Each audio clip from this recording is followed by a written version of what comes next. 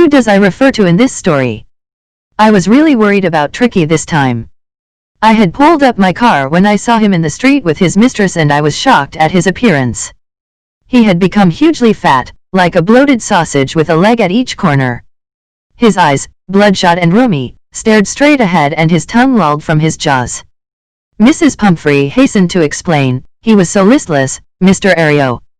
He seemed to have no energy. I thought he must be suffering from malnutrition, so I have been giving him some little extras between meals to build him up, some malt and cod-liver oil and a bowl of Horlicks at night to make him sleep. Nothing much really. And did you cut down on the sweet things as I told you? Oh, I did for a bit, but he seemed to be so weak I had to relent. He does love cream cakes and chocolates, so I can't bear to refuse him. I looked down again at the little dog. That was the trouble. Tricki's only fault was greed. He had never been known to refuse food. He would tackle a meal at any hour of the day or night. And I wondered about all the things Mrs. Pumphrey hadn't mentioned. Are you giving him plenty of exercise? Well, he has his little walks with me, as you can see, but Hodgkin, the gardener, has been down with lumbago, so there has been no ring throwing lately. I tried to sound severe. Now I really mean this. If you don't cut his food right down and give him more exercise, he is going to be really ill. You must harden your heart and keep him on a very strict diet. Mrs. Pumphrey wrung her hands. Oh, I will, Mr. Herriot. I'm sure you are right, but it is so difficult, so very difficult. She set off, head down, along the road, as if determined to put the new regime into practice immediately. I watched their progress with growing concern.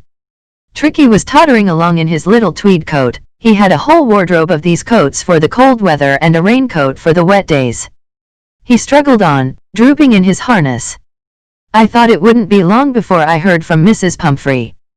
The expected call came within a few days. Mrs. Pumphrey was distraught. Tricki would eat nothing. Refused even his favorite dishes, and besides, he had bouts of vomiting. He spent all his time lying on a rug, panting. Didn't want to go for walks, didn't want to do anything. I had made my plans in advance. The only way was to get Tricki out of the house for a period. I suggested that he be hospitalized for about a fortnight to be kept under observation. The poor lady almost swooned. She was sure he would pine and die if he did not see her every day. Followed by Mrs. Pumphrey's wailings, I marched out to the car carrying the little dog wrapped in a blanket. The entire staff was roused and maids rushed in and out bringing his day bed, his night bed, favorite cushions, toys and rubber rings, breakfast bowl, lunch bowl, supper bowl. Realizing that my car would never hold all the stuff, I started to drive away. As I moved off, Mrs. Pumphrey, with a despairing cry, threw an armful of the little coats through the window. I looked in the mirror before I turned the corner of the drive. Everybody was in tears. Out on the road, I glanced down at the pathetic little animal gasping on the seat by my side. I patted the head and Tricki made a brave effort to wag his tail. Poor old lad, I said. You haven't a kick in you, but I think I know a cure for you. Read and find out. Is the narrator as rich as Tricki's mistress? How does he treat the dog? Why is he tempted to keep Tricki on as a permanent guest? Why does Mrs. Pumphrey think the dog's recovery is a triumph of surgery? At the surgery, the household dogs surged round me. Tricki looked down at the noisy pack with dull eyes and, when put down, lay motionless on the carpet. The other dogs, after sniffing round him for a few seconds, decided he was an uninteresting object and ignored him. I made up a bed for him in a warm loose box next to the one where the other dogs slept. For 2 days I kept an eye on him, giving him no food but plenty of water. At the end of the 2nd day he started to show some interest in his surroundings, and on the 3rd he began to whimper when he heard the dogs in the yard.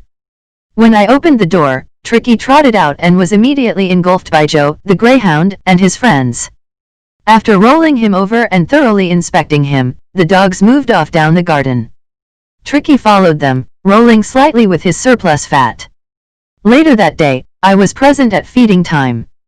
I watched while Tristan slopped the food into the bowls. There was the usual headlong rush followed by the sounds of high-speed eating. Every dog knew that if he fell behind the others he was liable to have some competition for the last part of his meal.